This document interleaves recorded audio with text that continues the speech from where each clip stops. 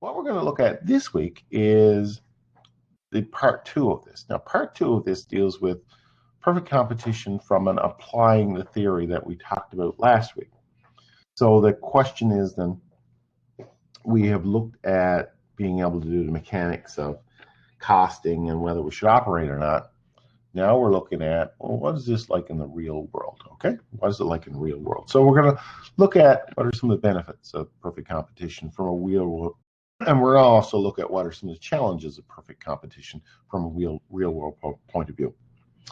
And if we look at just switching back to the benefits again, perfect competition does some positive things. What are the positive things? Let's rhyme them out. So we're going to take a look at things like encouraging technological improvement and growth and firm size and these sorts of things. However, on the downside, perfect competition is not a panacea. It comes with some challenges. We're going to talk about some of the challenges that come of that, particularly from the point of view of pollution. And we see a lot of that, seeing the Global Summit has just finished here now, and we'll talk about some of that. And obviously, government has a role to play in this because there are some positive benefits of perfect competition, and there are some negative challenges of perfect competition. So what can government kind of do to iron those out? Okay, to iron those out. So that's effectively what this second half looks at. In terms of perfect competition and this whole theory that we've talked about over the last week, a lot of this was generated by a guy by the name of Adam Smith. He's the father of modern day capitalism. Okay, and he was an economist back in the 1800s, and he basically popularized this idea of the free market. Laissez-faire economics, it was called, laissez-faire. Laissez-faire meaning hands-off in French. Okay, so effectively he said, look, if we allow people to pursue their self-interests, they will do everything they can to maximize their benefit because they're really benefiting themselves. And because of that, if people are maximizing their benefits and allowed to do that, this will create what's called a harmony of interest, meaning if everybody's at the same thing and working hard to improve and that sort of thing and make more money, the rising tide will carry all ships, type of thing. So that's what he argued. And he also said, because the free markets are out there to be able to do this sort of thing and everyone's working at their best interest, there's no role for government. Get government out of it. And we hear that a lot with very right-wing politicians. Government should not be involved in business. That theory, okay? So the hands-on doctrine really came of that. So it was very much right-wing political ideas emerged from Adam Smith that said, let the market ride. The market is best to manage all the things that are good about the market. Let it flow, and the world will be a happy place. Okay. So government intervention was poo-pooed by Adam Smith. But the question then came as we rolled along with this theory. The theory gained a lot of traction, particularly in the Industrial Revolution. If we think of Scrooge and the Christmas Story, really was focused on Adam Smith and modern day laissez-faire economics. Scrooge was the owner, and he really didn't care about anything besides making money. And Bob Cratchit was the worker, and Bob Cratchit really had a hard life. And it was only after Scrooge had an epiphany, after his dreams, that he gave him some support. So the doctrine of laissez-faire raises several basic questions, and these are the questions that have dogged society for the last 250 years, since the beginning of the Industrial Revolution. So the theory said, look, if we got this self-interest, will it really result in the best of all possible economies? Smith argued, yeah, it certainly would, because people could actually go out on their own with no interference and make lots of money, and they had to work hard, because if they weren't working hard, someone else next to them, another competitor, would work harder and outwit them. So it was like a game of one-upmanship, okay? So that was the basic theory. But, the question has become, as time went on, and again in Dickens's England, where Charles Dickens wrote all these stories, such as A Christmas Carol, he was witnessing some of the downside. And this was very early on. This was much early in the Industrial Revolution. London, if you're familiar with history at all, was a dirty, danky old city. And it was like St. John's on steroids. It was set up so that people were actually working very hard to make a lot of money. Okay? Very much as Adam Smith had laid out. The question was, we saw people getting left behind, people, for example, who were disabled, or people who were old, or people who didn't have any skills. We saw coal was the primary source of heat, and the city was blanketed in a gray fog. In fact, the city was so dirty because of coal dust and coal burning that people had a hard time breathing. And we saw rats and cats and all the other wonderful things that made the old London a very difficult place to live. So the question started to rise, and Dickens was one of the ones that raised this question. Are most people benefiting from this, or is it only a select few? Okay. So might laissez-faire result in a society of greedy and selfish individuals, such as we saw with Scrooge, and who are unconcerned about their neighbors? A society in which one person's gain is at the expense of the other. Now, it sounds a bit like Donald Trump, too. It basically said, look, everybody's out for themselves, and if some people get tread on and pushed down, that's just too bad. They can't, their job is to compete like everyone else. And if they can't compete, they get pushed aside, the kind of a Darwin type approach. So if we take into account some of the challenges that were found early on, we need to say, well, is there some intervention that government can do in order to solve the problems? Because, Smith had some good points, but again, there were some negatives that came of it. So, what can we do to get rid of some of this chaos and anarchy that results from a perfectly competitive market?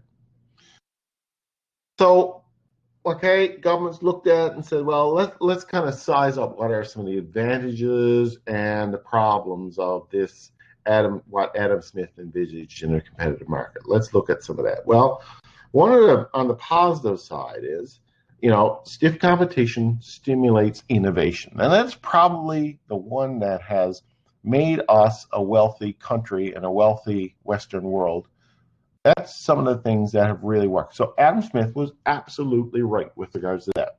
Because if all three of us are competing, let's assume we're competing and we're down on the dock selling our codfish. Okay, let's go back down to Long Beach, selling our codfish out on the dock. I'm holding mine up by the tail, waiting for someone to come and buy it from me. Okay, and it's a purely competitive market because there's lots of us selling the cod. You come up with the idea of probably splitting and frying yours so it's ready to eat. It's ready to eat. Well, that's a novel idea. So the person comes down to the three of us, and two of us are holding up dead codfish, and you have yours perfectly presented on a nice plate, and you can smell it. And that was innovation on your part. That's what we mean by innovation. And that gave you a competitive advantage because you could sell that same cod for more than we could sell ours, dead round cod. So this really is an example of how innovation, a simple example of how innovation has helped companies. And there are countless examples of companies who brought innovation to the floor. Look at the marketing hype around Tesla, for example. Elon Musk, if he's one thing, he's a great marketer because the electric car has been around a long time. Let's be clear on this. It's been ruled out for years because the fact is battery technology just is not there, and it's still not there. But whatever it is, Tesla has made these cars sexy. I remember watching these shows used to come on in the early 70s, watching Saturday morning television, and they used to have this British show on that was talking about innovations. Anyway, I remember this little dinky little car that was electric over in London, and it was an ugly, hideous looking thing. You know, electric cars have always been considered as ugly, hideous looking things. Tesla made them sexy. They were sexy sports cars, these sorts of things. So one of the things Musk has done is really generated a cult around that vehicle. And that's given Tesla a distinct advantage. And stiff competition encourages firms to grow, so to capture economies of scale and reduce unit production costs. We've seen a lot of that. Companies like General Electric, for example, have grown and grown and grown. You know, they make much more than toasters. General Electric makes everything from jet engines. If you're flying on an airplane, there's a good chance that General Electric made the engines that are flying that plane along. There's a good chance that the toaster in your cupboard is made by General Electric. There's a good chance that General Electric had something to do with the light bulbs. You know, Thomas Edison started General Electric back many, many years ago. And General Electric has evolved into a multinational conglomerate country. In fact, in this week coming, General Electric has announced that it is going to split itself up because it is just into so many lines of business that it just wants to focus now. And we're going to see General Electric in the news in the next week or two talking about this idea of splitting itself up. But it is an excellent example of how a company has grown large and large and large in order to get these economies of scale. And there's loads and loads of companies that we all know have grown very large. General Motors and Ford and the large car companies, the large electronic companies, the large computer companies, the large software companies. There's lots of examples of them. Stiff competition forces surviving terms to be efficient as possible. Now, one of the things with the perfectly competitive market is that if three of us are involved in business and you two are working really hard, you're innovative, you're lowering your costs, you're bringing new products to market, I'm standing up on the wharf holding a fish. I haven't done a darn thing. What's going to happen is you're going to attract the customers and I won't. So I will cease to exist as a business because I'm going to go out of business because I haven't been innovative. So the thought is because there's stiff competition, it forces all of us, if we want to survive in the business, it forces all of us to be innovative, come up with new ideas, come up with new products, come up with new ways of doing things. It drives that innovation, that drives productivity, that drives our society. So again, productivity is great. And further to that, we also have what's called allocative efficiency.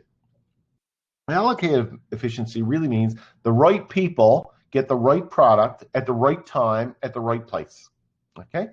So allocative efficiency gets better too because we can get products to market faster. You know, we think of Amazon as a classic example that uses allocative efficiency. You order it today, it'll show up at your house tomorrow or the next day.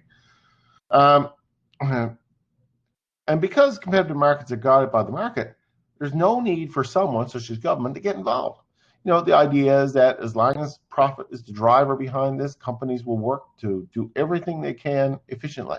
So there's no need for government to push them along. And that's largely true, that if companies want to survive, they need to be super competitive, and government doesn't need to be involved in that process. So the free market really guides everything. And another great thing is that companies are free to enter and exit the market. So that means lots of competitors can come in, and if companies don't want to be part of it anymore, they can leave. So it ensures that there's a constant refreshing of the market. So all those things are so wonderful and make a very strong case for a competitive market. The reality is, though, there are some challenges with the competitive market.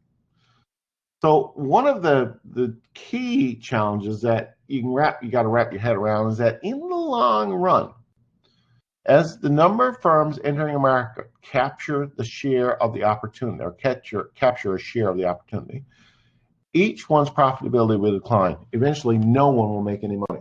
Okay, imagine we got a pie, and we're going to cut the pie up. There's three of us, we can cut it into 3 pieces. We all get a decent sized pie. Others smell the pie and see the pie and think, we'd like some pie too. There's nothing to prevent them from entering the market. So they come and say, I want a piece of pie too. So the fact we cut it into 3 pieces, we haven't eaten it yet, means that we're going to have to cut it into smaller and smaller pieces in order to satisfy everyone's needs, right? Eventually, as long as everybody sees that we've got a piece of pie and this pie is so good, more and more and more and more and more and more and more people will come to look for their piece of the pie. So you can think theoretically, as we move into an infinite number of people coming to get a slice of the pie, the slice of each piece becomes so small that none of us get anything. Okay? And this is what really the basic problem with pure competition is. As long as there's a buck to be made, companies will enter the market. So if we're selling codfish and people see that the three of us are making money selling codfish, more and more, and there's no government involvement, no government regulation, more and more people will enter as sellers of codfish, more and more fishermen, basically. And fishermen will continue to enter the market. As long as there's a dollar being made, people will come into the market. And that means that there are more and more cutting up that market. So we're getting collectively smaller and smaller revenues because our share of the market is declining every time someone comes in. In theory, our share of the market will go down to zero, or as close to zero as you can get, because there are so many players in the market. And in fact, all of us will be close to zero, so none of us are going to make any money. So the thought is that perfect competition will effectively implode on itself, because as long as someone's out there able to make a buck doing whatever they're doing, an infinite number of people will enter the market until there is no money to be made anymore, and then nobody will want to enter the market anymore. But by that time, there's no market there really to enter anyway. The other thing that we've certainly found in the purely competitive market is not everyone benefits, okay? People with the right skills in the right place at the right time. Elon Musk, for example, is a multi-billionaire right now.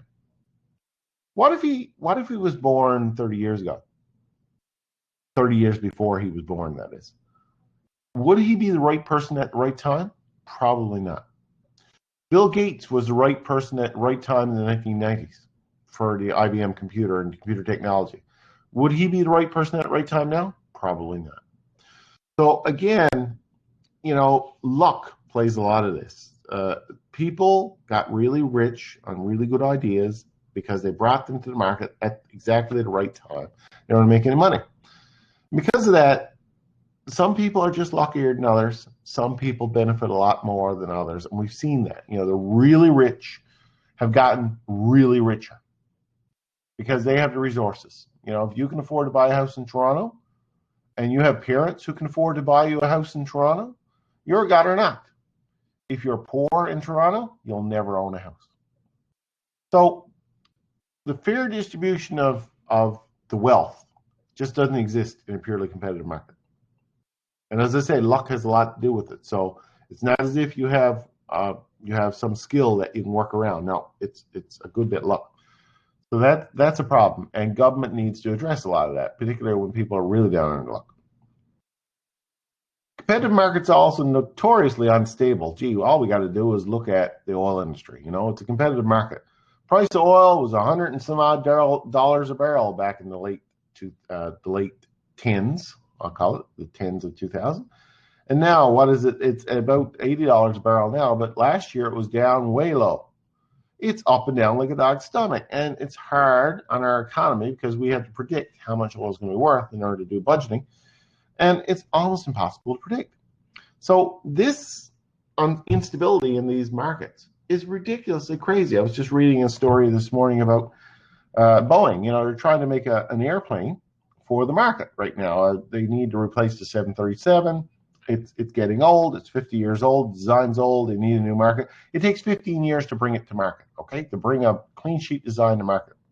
The thing is, in 15 years' time, the market may not be the same as it is now. In fact, they could bring an airliner to market that nobody wants anymore. That's what happened to the Airbus A380, which was the huge super jumbo jet that came into place no more than 10 years ago. Unfortunately, the market changed by the time that plane actually made it to market. Nobody was buying these big jets anymore, and they stopped production.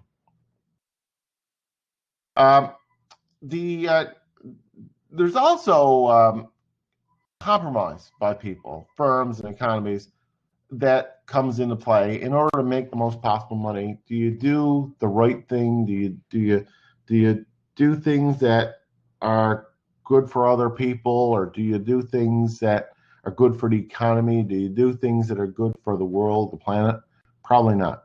So we get this compromise problem. And we also have another one called no provision of public goods, and this is pretty straightforward. Why would you or I ever buy a fire truck? Really? Why would a company ever buy a fire truck unless you're in the fire truck business?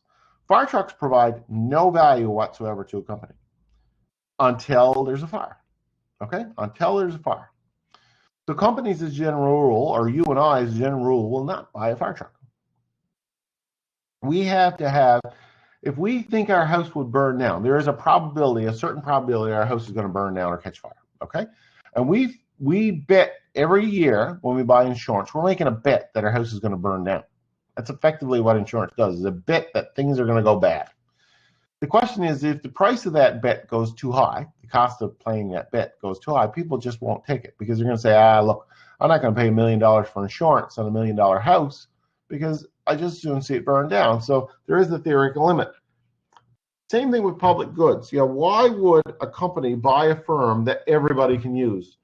National parks, fire trucks, schools, these sorts of things. You can't prevent anyone from using it. So why would a private company that's in the profit-making business ever provide those sorts of things? Never. They wouldn't. So public goods is a real problem. And this is where government comes in. Finally, we got the most important one. The most important one is something called externalities.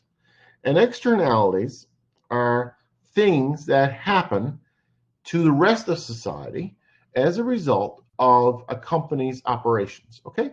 Let's think of sawmills, for example. A sawmill would be a competitive business. Okay? We got lots and lots of sawmills all competing with other sawmills for making wood or wood products. We'll call it wood products. We know that a byproduct of the sawmilling operation is wood chips or sawdust. And if you go down Lethbridge or you go somewhere like that, you'll see, or anywhere where there's a sawmill, you'll see huge piles of sawdust.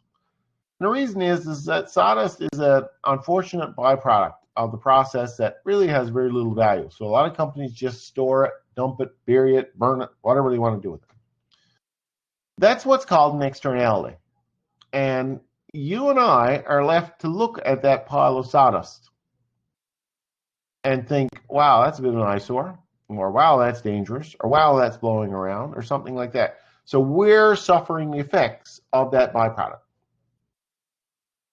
On a positive note, there could be positive externalities that come of something. Let's assume that same sawmills producing wood chips, and those wood chips are then used to heat hospitals, as in the case of the Corner Brook Hospital and the Corner Brook, I think, university building. Anyway, they make steam over in Corner Brook. They take the sawdust that comes really out of here. They ship it over. You'll see the Sexton's lumber trucks going over there. They make newspaper, the pulp that's produced over in the mill over there, plus the mill, the hospital in Grand Falls and the hospital in Corner Brook. They have an ability to burn some of those wood chips to make heat, to make steam, which heats the hospital. That's what's called a positive externality. So because the business happens, there are some positive things. And we talked about that with regards to some of the abilities of business as it gets large. We talk about some of these money-related type benefits that come from some of the waste. So you can actually take the sawdust and sell it and make money on it. But there's also negative externalities, and mostly we're considering or concerned about negative externalities. So just this last week, for example, Rob Antle did a piece on CBC. You may have seen it on the refinery in Competiton, and this tank right here, and you can see how the top is torn out of it. This tank has to be cleaned up, and guess who's on the hook for cleaning it up? So Newfoundland Labrador taxpayers could be on the hook to cover up clean up some of the pre-existing environmental liabilities from the refinery. So our tax dollars could actually be used to solve that problem. And this is an externality. I grew up in Buckins, and one of the things that we always had in Buckins was wind. And another thing that we always had in Buckins was dust from the wind. And the dust was largely tailings dust that was product of the mining operation. And this tailings had lead, zinc, arsenic, everything bad in it you can imagine. And this blew around the town constantly. When the mine shut down in '84, and because of some move of the government actually ended up with the problem of the environmental issues that resulted from the process. And they spent $3 million in Buckins planting grass to cover up some of this tailings so it wouldn't blow around. But again, it wasn't the company that made a lot of money digging the ore out of the ground that paid for that. It was you and me, which is an example of negative externalities. I also wanted to introduce you to this thing called the Parade of Giants. And the Parade of Giants is a theory. I don't know if theory is the best word, but it is a construct that was developed by this guy Penn, is a Canadian economist. And effectively what that construct said was, we think about some of the inequity in the world, and just to get an idea of how inequitable the world is, let's assume that we lined up in this world the poorest to the richest person. So we took 6 billion people in the world and we lined them up from the poorest person in the front to the richest person in the back. And this is why it's called a parade. Okay? And we just marched them. We say, okay, march. Let's take a march. So let's assume that this is the example. So suppose everybody in Canada were marched past you in a 2-hour parade with the marchers organized in terms of income, the poorest. So I've just taken Canada here. I forgot that I had just taken Canada. The poorest going first and the richest last. So we got 36 million people lined up as opposed to 6 billion. Okay, we shortened it down considerably. Now, suppose that the heights of the people are proportional to their income. So this is not their physical heights. This is the height relative to their income. Those with twice the average income being twice the height of the average person. So you can see here is, let me just take the Parade of Giants and stretch it a little bit so you can see it a little bit better. So what we've got here is we have the average is this pink line, and we have the poorest to the wealthiest person. Okay, so you can get the idea there in terms of poorest to wealthiest. So if we made them parade by, in fact, the Parade of Giants would be more like a parade of dwarfs. After 15 minutes, and I think it takes a half hour for them to walk by, okay, if we assume that they're going by at a clip of about a half hour. After 15 minutes, the height of the dwarfs would still be less than 10 inches. For the next 50 minutes, or anyway, I forget how long it takes. There is a couple hours. It's a short period of time, anyway. After the next 50 minutes, lower skilled below waist height. Okay, so we'd still have relatively low people. After that, heights begin to surge with the arrival of doctors, lawyers, and senior civil servants who are 20 feet tall relative to these folks. Remember, they started out as 10 inches high. So the poorest person is 10 inches high. And again, their height is in proportion to how much money they have, right? 10 inches went up to waist high, which is probably 30 inches high. Then it went, in the last 40 minutes or so, you encounter people of your own height. So these are average heights. So we're going along. And after the heights begin to soar. Okay? 20 feet tall. The real excitement, though, only begins in the last few minutes when bankers, stockbrokers, and successful corporate executives arrive, peering down at people from 50, 100, and 500 feet above you. So these people are 50, 100, and 500 feet tall. Now keep in mind that The average is somewhere around your height. Okay, that's the average. But these people are 50, 100, and 500 feet tall. Only in the last seconds do you get the fleeting glimpse of the pop stars, movie stars, and super rich. At last, you can see parts of them. Their heads are way up in the sky, a mile above you. So, the average person is a real person's height. These people are a mile above you. So you can see in the Parade of Giants just how, in terms of looking from the poorest to the wealthiest, how wealthy the wealthy are, and how the vast majority of us are not nearly there. And this clearly illustrates the inequities that exist in our society when so few of the people, and Canada is as bad or worse than most countries, where 95% of the wealth is held by less than 5% of the population. So this is a real sign of one of the biggest externalities, or one of the biggest problems that exist in the pure market, purely competitive environment, is that not everyone has an equal opportunity.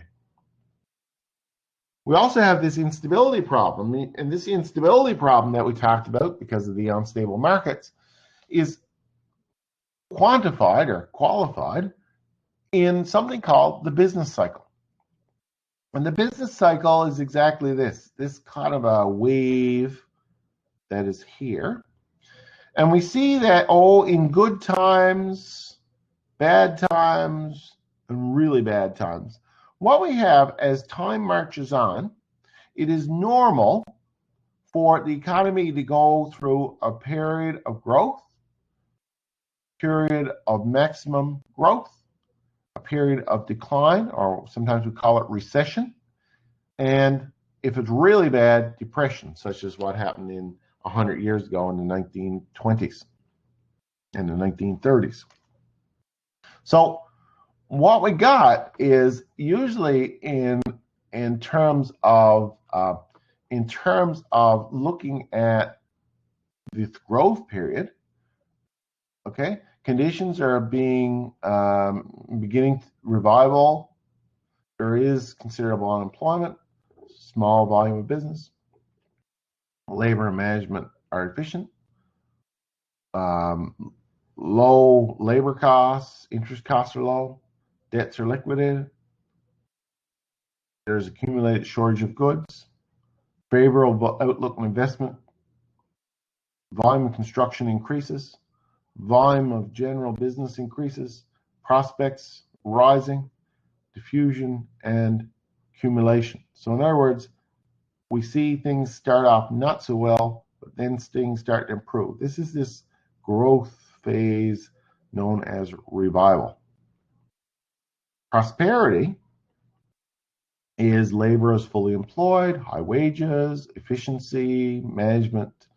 Efficiency of labor and management may start to decrease. Cost of doing business increases because of wages going up. Selling prices increase, but not enough to maintain profit margins. Stocks of goods become large. Markets are overbought. Investment in construction falls off. Tensions in money market rises. Creditors begin to press for payment. So naturally, in a growth stage, that starts to feed this uncertainty that we saw here. Once we run into that period of uncertainty, we move into what's called the liquidation phase. Profits decline, goods forced on market, reduced prices, restricted volumes, retrenchment, general unemployment grows, liquidation spreads, price decline, credit strain, failures, business failures increase. This is what we've seen during the pandemic, for example.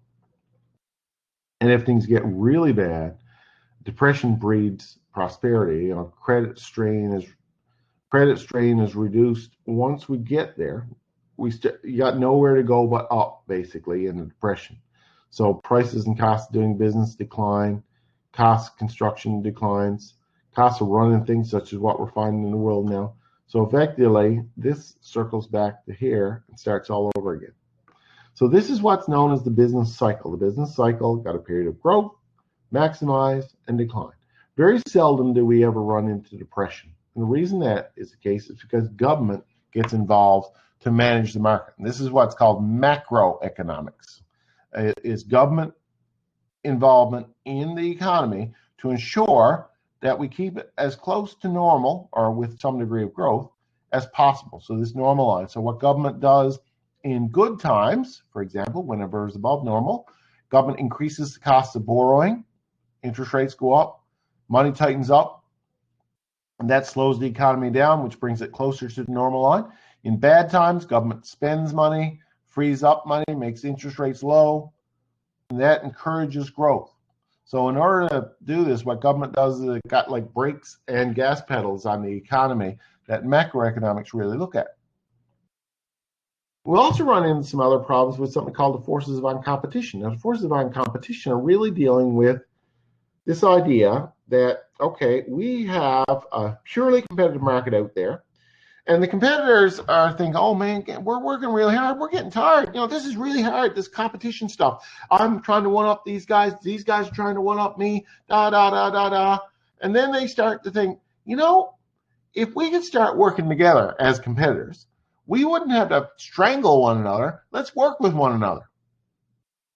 So when the companies get together, in order to stop this foolishness of trying to outdo one another, and agree to not compete effectively, okay?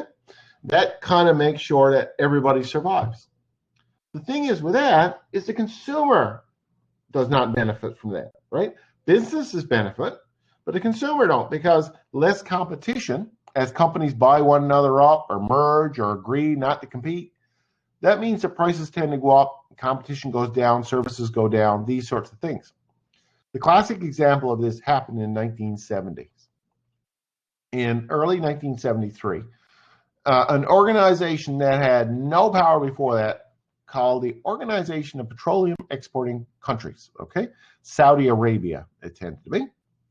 That was the folk. And OPEC got together, all these Arab states got together, and they said, hey, boys, you know, do you realize we're making all the oil, producing all the oil for the world, and that the United States is really dependent on us, and we're selling it to them dirt cheap because of us competing against one another.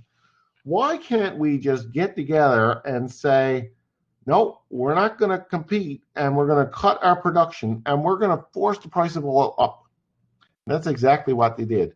So in 1973, OPEC became a solid organization, and they restricted the output of oil from largely the Persian Gulf, restricted the output of oil, which caused ripples, huge ripples in the North American economy.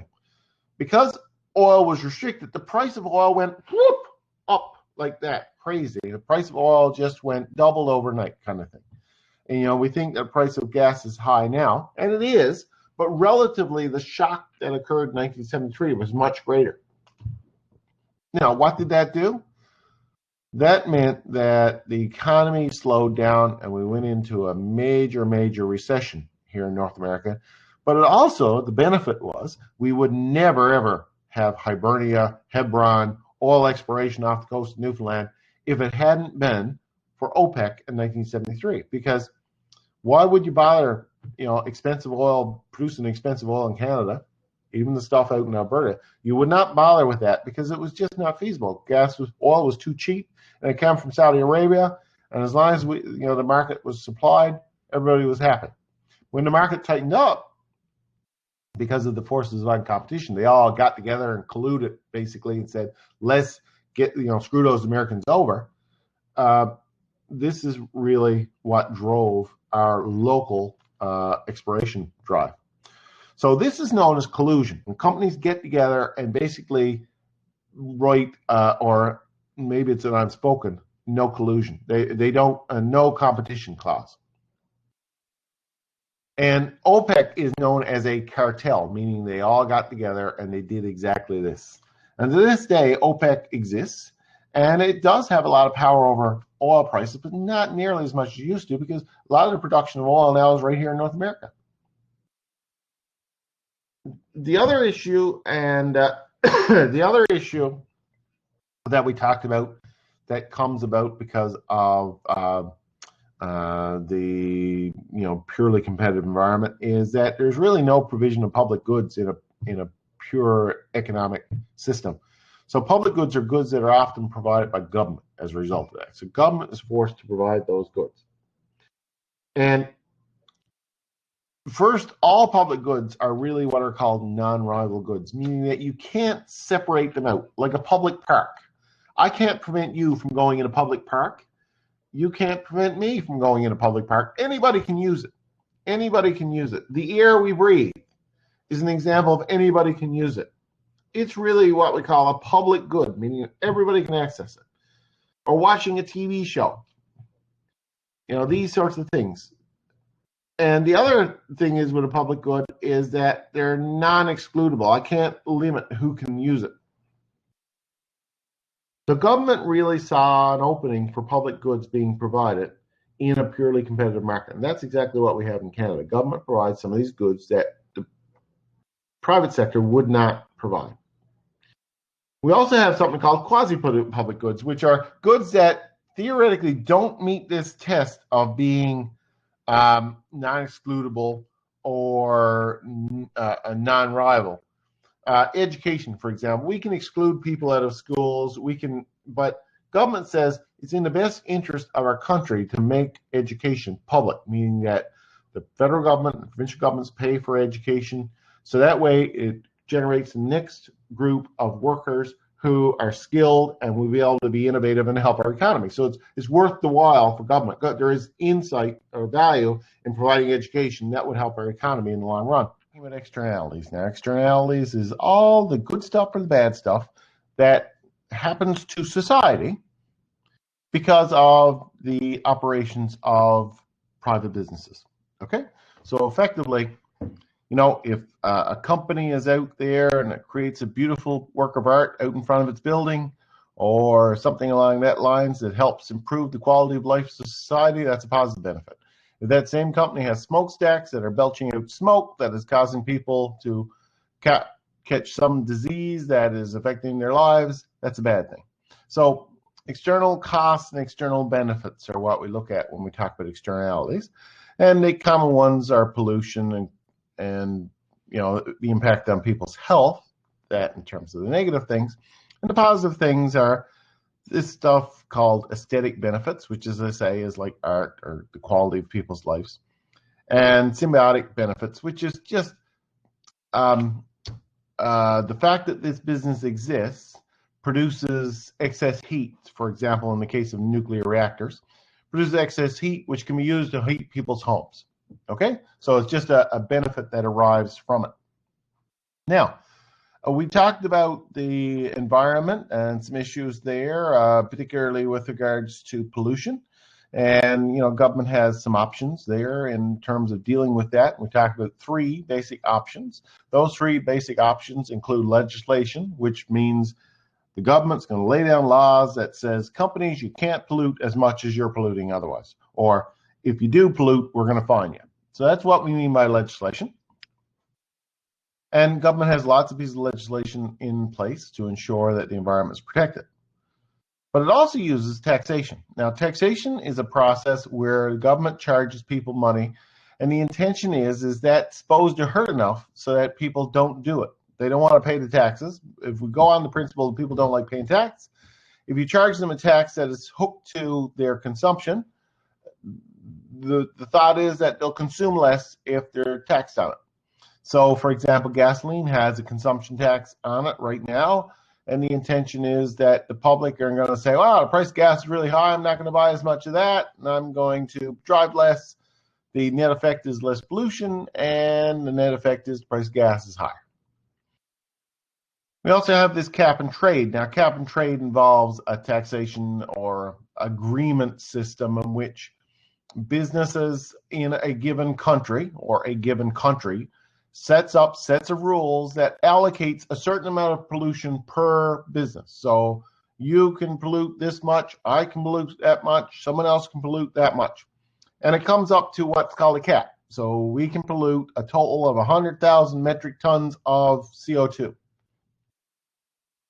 And we're not allowed to go over that. If we do go over it, we're going to get taxed. We're going to get charged on it. We're going to, be the bane of someone's existence, and we're going to pay for it.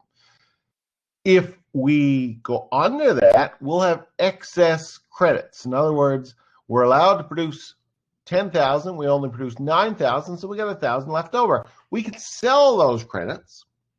We can trade them with other countries or other industries in other parts of the world who go over. So basically, they can buy credits to pollute from us because we haven't polluted as much. That's the basic theory behind it.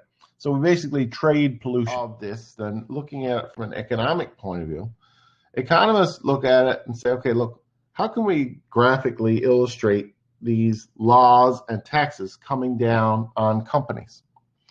And we're going to look at it in terms of a couple of terminologies. There's, first of all, the marginal private costs, and second of all, the marginal social costs.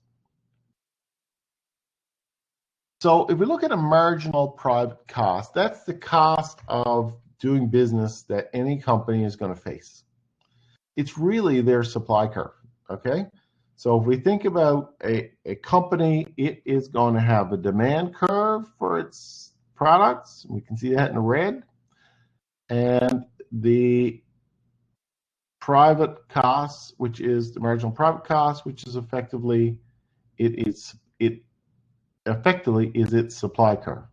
And you can see the equilibrium is right here, and we've already talked about this in chapter 2, where we said, okay, if this is the marginal private cost and this is the demand, this is the settling price here and the settling quantity. So this is the quantity that will be demanded, and this will be the price that will be willing to be paid. Okay? So if we just look at these two lines here, the red one and the blue one, that's your traditional supply and demand curve. However, we've already said that, okay, if companies go and pollute, they incur certain costs of running their business that are reflected in their marginal private costs. But society also pays in terms of having to breathe in the pollution, looking at it, smelling it, that sort of thing. So there are costs to that, and we can quantify those costs. We can put a quantity figure on them. And these are really the social costs of pollution. So these social costs of pollution, if this is the marginal cost of a company running, we can add to this in terms of the total cost to society. So this creates another revised supply curve called the marginal social cost. Okay?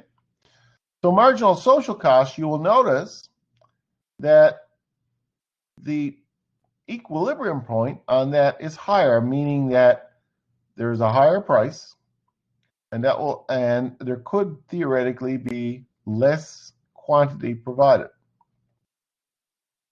And if we think about it, when we think about costs and managing costs, particularly social costs, that's sort of what two strategies are. We drive up the price of the product that companies need to, basically the cost of doing business have to go up, so the price effectively goes up.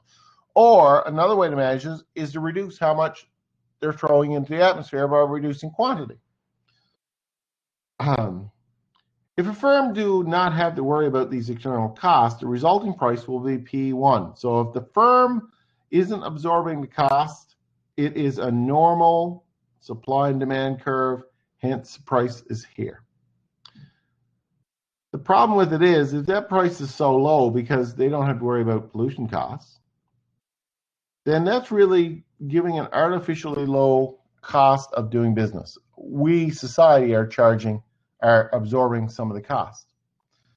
So one way that government can force producers to recognize the cost would be to impose a tax equal to the external cost. So what we're doing, and this is exactly what we're doing with the carbon tax, is we're saying, well, okay, if this is what we call society's costs, of that happening, we should be able then at this equilibrium point to set a price that is right here, the true price or the true cost of that product being manufactured is P2. So what we can do is put a tax that effectively, if this is what the market price is and the society cost is here, if we tax by this amount, in other words, the difference between P2 and P1, we can effectively hold the company to task for this pollution, effectively charging them what the value of this pollution is so that we can take that money and then use it to clean up the mess.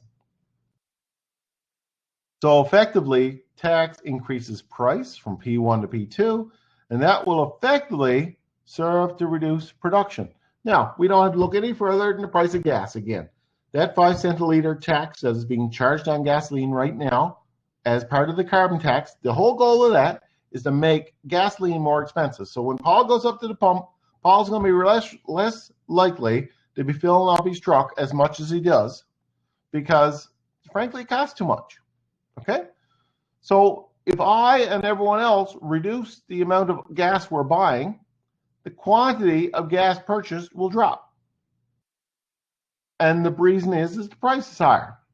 Now, government is going to say, well, we're not going to benefit of that because the quantity drops effectively. The total revenue earned, P2 times in Q2, for example, won't there won't be any real difference. But again, if there is a difference, that money is pocketed by government and can be used in order to do things to mitigate mitigate the pollution. For example, building more windmills or these sorts of things. So this is this basic theory that government uses in order to think about taxing and how taxing can reduce some of the external costs. And in terms of benefit, we're talking about societal benefits by subsidizing companies, government subsidizing companies to do things, for example, childcare, or for example, producing electric cars, or these sorts of things. So government can provide quasi-public goods such as daycare, or government can subsidize private daycare owners to provide that daycare. And we see here that in this graph, for example, here's the typical supply and demand for daycare services, the red and the blue lines. Government can come in and provide them a subsidy of a certain amount. And this certain amount will create another line called the marginal social benefits.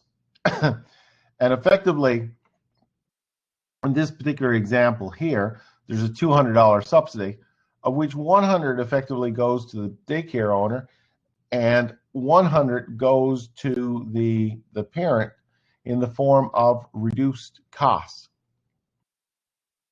So we've got some questions. And what I wanted to look at today were really these type of questions that relate to the stuff that we looked at. And these questions are found at the end of the chapter. So I just wanted to go over these. The graph in figure 9.9, which is right here, shows the marginal private benefits and marginal private costs. Let me get that full screen. Per year of a program of flight training in London. Okay, so we got a school that provides flight training. Suppose that research indicates that the marginal external benefits of having well-trained pilots is $6,000 per student. Okay, so we've got some sort of a benefit that rolls because a student can basically learn how to fly. Now, draw the new marginal social benefits curve is what it asks us to do. So $6,000 per student. So let's go. Here we have the basic supply and demand curve, marginal public cost, marginal private business here.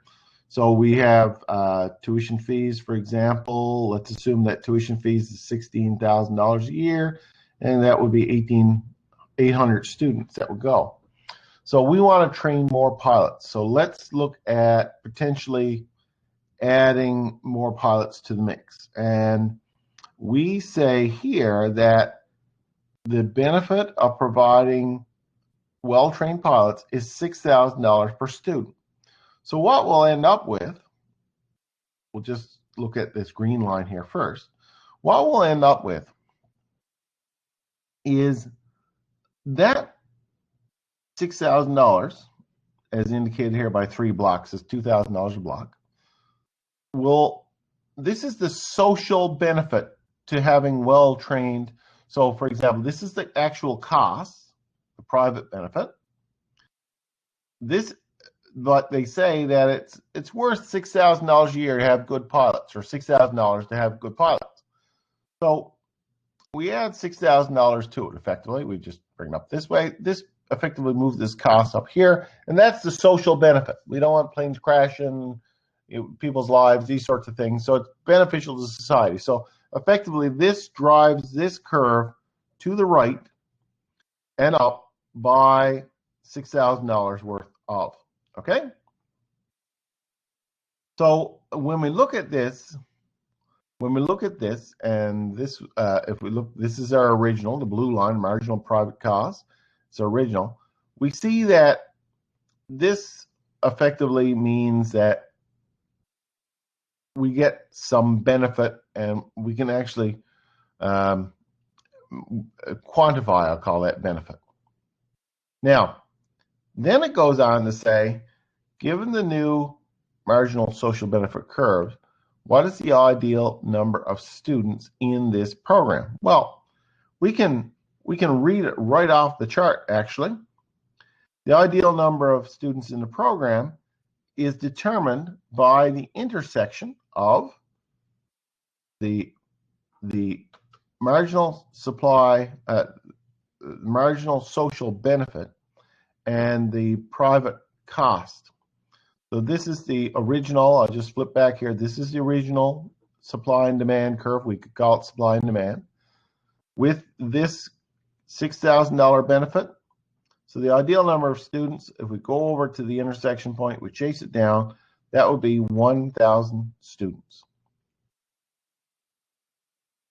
The other question asks us, okay, now suppose that further research indicates that there's a marginal social cost of $3,000 per student due to the fact that there's more traffic congestion at the college.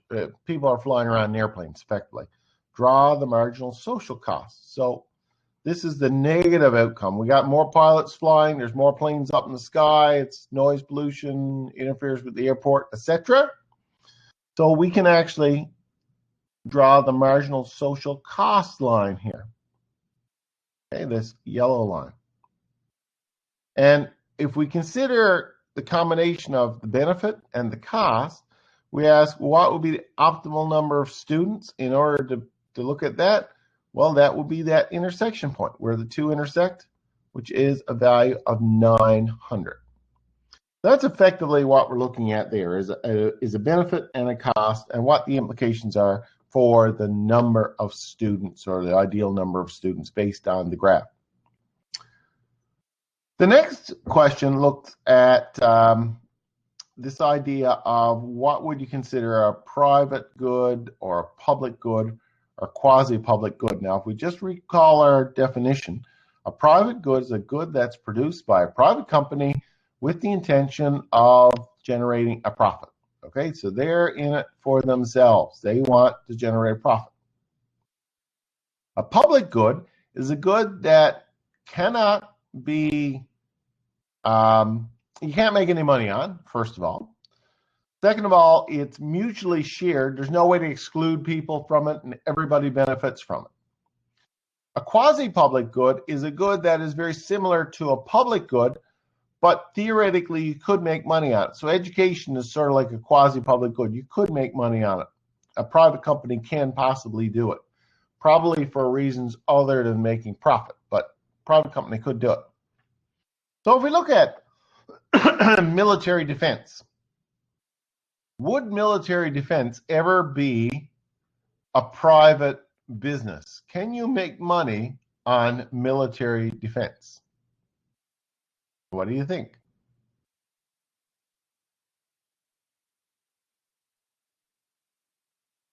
I think that probably depends on where you're living. Yeah, good point. Yeah. Let's assume here. No.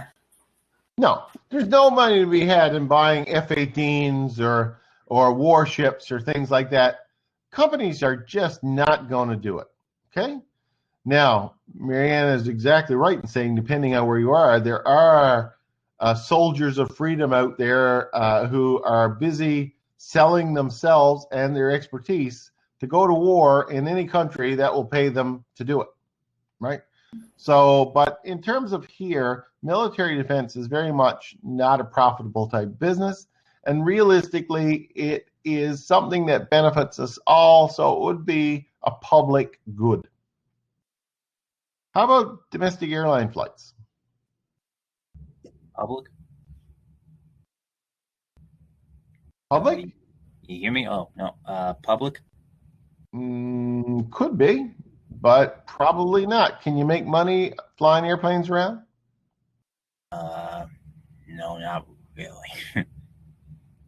Well, you're not far off, because generally we would consider it a private good. Generally, we would consider it a private good. The airlines in this country, in the United States, are private companies. They're in the business of making money. However, it wasn't 20 years ago that Air Canada was a crown corporation owned by the government of Canada. And the reason is Canada is so far flung that some parts, like coming to Newfoundland, airlines aren't making much money coming to Newfoundland. They aren't making much money flying to Nunavut. There's just not enough people, right? So we don't have the volume of passengers, and we got huge distances. So domestic airline flights tend to be private, but depending on where you are in the world or where you are in Canada, sometimes government gets involved and helps subsidize the airlines.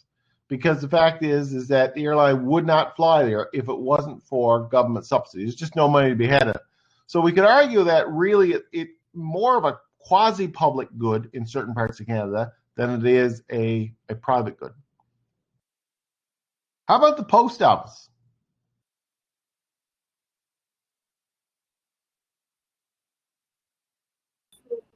That's public?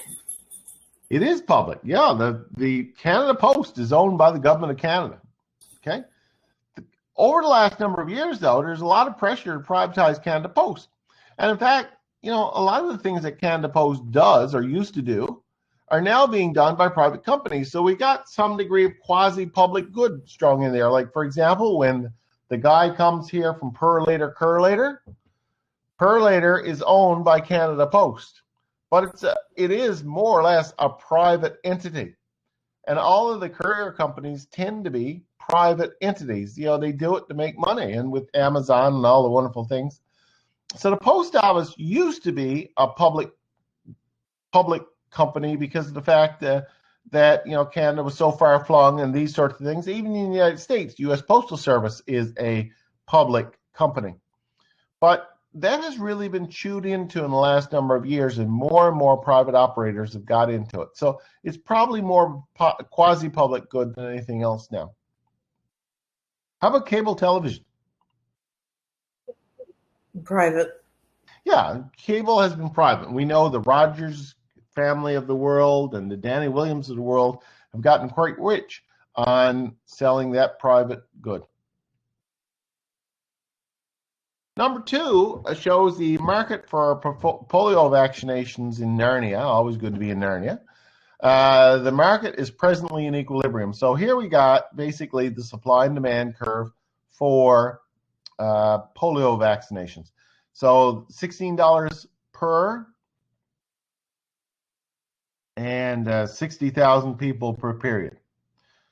So assuming the marginal external benefit is estimated at $12 per vaccination, draw in the marginal social benefit. Well, what we need to do then here for this one, I'm up. Wait now, just bear with me. $12. So where's our scale here? 16 to 24. So each block is 4. So 3 blocks will be 12. So 3 blocks up. So realistically, we're looking at something like that there. Okay, something like that. So it's just reflecting the fact that the social benefit is by 12.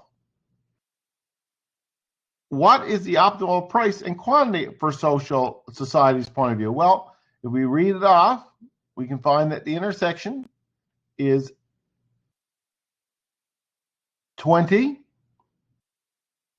and $20 price and 80,000 per unit. So that would be the price and quantity combination resulting from that. Okay. Number 3, Table 9.1 shows the average production cost per bushel of corn in 5 different size farms operating under perfectly competitive conditions. Assume the market is in long-term equilibrium. So this is very similar to what we've seen in the last chapter when we talked about the long run here. So we got this size of plant here. It's good for producing 1 to 600. This one here is producing 200 to 700, 300 to 800, 300 to 800, 400 to 800, and 400 to 800. So this is a bigger farm. As we move to the right, the farms get bigger. So what size of farm would the representative farm operate out of? Well, you know, if it's a perfectly competitive market, we could sell basically, provided that the price is down, we should be able to sell everything. So we're not limited there. So what we want to do is encourage a production level that gets our price to a lowest. So if we look through each of these, 450, okay, 450, I'm looking to make sure. 450 here is the lowest price that we have. I don't think there is anything. Maybe I'll just get this one here. Hold on. Okay, so 450. I'll just put that by that. I got to make that transparent. So 450 seems to be the lowest in my mind. It is anyway. So we ask yourself, what size farm would represent the best place to operate? Size 4 farm producing a level of 600. Okay. That would give the lowest possible cost in the long run. And seeing it's competitive business, if the price is, if the price is fair and equitable, and competitive with the market, we assume that if it is a perfectly competitive firm, the market sets the price. So we got our cost lowest. That's where we want to operate in order to maximize the potential gain. Fair? Okay. This, I think, 4 is the last one. For some reason, I got an extra thing in there. I'm not sure why. The government of Malta has decided to sell pollution permits that would allow people to discharge pollutants into a large freshwater lake. Each permit represents the right to discharge 1 ton of pollutants. Malta has determined that the lake will tolerate a maximum of 40 tons of pollutants per year and has decided to sell the permits using a Dutch auction. That is one that starts at a very high price that is reduced in steps until the price reaches a level that will result in all 40 tons of permits being sold. The results of the bidding are, so we can see that they started at 6,000. They only bidder A2 went down, so you can see that this is how many tons of stuff were bought, how many tons of pollution were bought, were willing to be bought at each price. What will be the price of pollution permits as a result of the auction? Okay, so we want to be able to say where our price is, and we have a total of 40. So we want to be able to get 40. If we look at 2, there's only two of the 40 sold. 6,000, no good. 4 and 6 is 10 of the total sold, no good. 6 is 12, 13, 14, 15 of the 40 sold, no good. $4,500 per. 8 and 7 is 15, 16, 17, 18, 19, 20, 21, no good. $4,000, that's 17, 21, and 6 more is 27. No good. You're still not selling the maximum amount. 3,500 is 12 and 9, which is 21, 27, 34. Getting close, but no good. 3,000, 14 and 10 is 24, and 8 is 32. That's 39 tons, so getting close. 3,000 is almost 40. 2,500 is 16 and 11, which is 27, 36, 46. We're gone beyond. So the price that maximizes the amount, 3,000. Suppose bidder E happened to be an environmental protection group. If the group had not participated in the auction, what would the price of pollution permits have been? So bidder E is an environmental group. Okay, so they're bidding. They bought 5, and if we took them out, 2,500.